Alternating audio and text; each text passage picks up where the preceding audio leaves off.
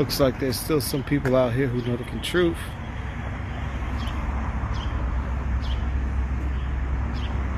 Ha! Not everybody's asleep, baby. Looked like somebody didn't agree with his message because they broke the back of his window. That's what's up.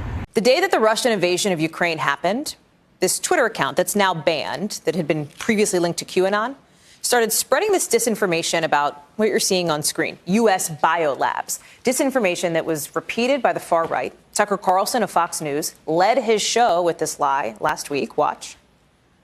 You mean secret biolabs? Like the secret biolabs Ukraine definitely doesn't have?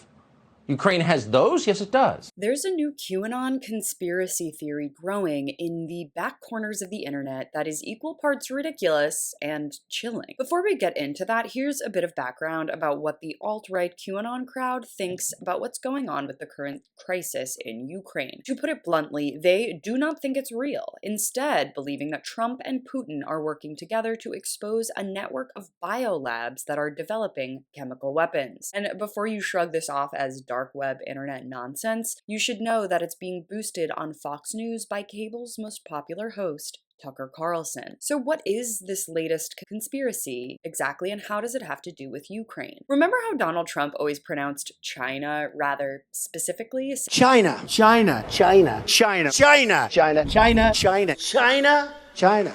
If you don't, good for you, because this linguistic habit is sending QAnoners down an insane rabbit hole. They believe that the former president was intentionally mispronouncing the country of China's name because he was actually referring to a city in Ukraine where conspiracy theorists now believe COVID virus actually started. In other words, they're claiming Trump was secretly trying to alert us years in advance that the virus was not from China, but was manufactured in Ukraine. This follows a wider conspiracy that there are US biolabs in Ukraine, but more broadly, it suggests that Q and his followers are shifting perception of China as the enemy. Internet sleuths with too much time and imagination on their hands recently, quote, discovered that there was a place in Ukraine called China, C-H-Y-N-A. Extrapolating from here, QAnoners now believe that Trump was trying to tell the world that the virus is from Ukraine. Ukraine has deep ties to the alt-right, from having to do with Hunter Biden's laptop, among other things, and many believe that Ukraine is thus home to some deep state plot to control the world. In Ukrainian, China means price,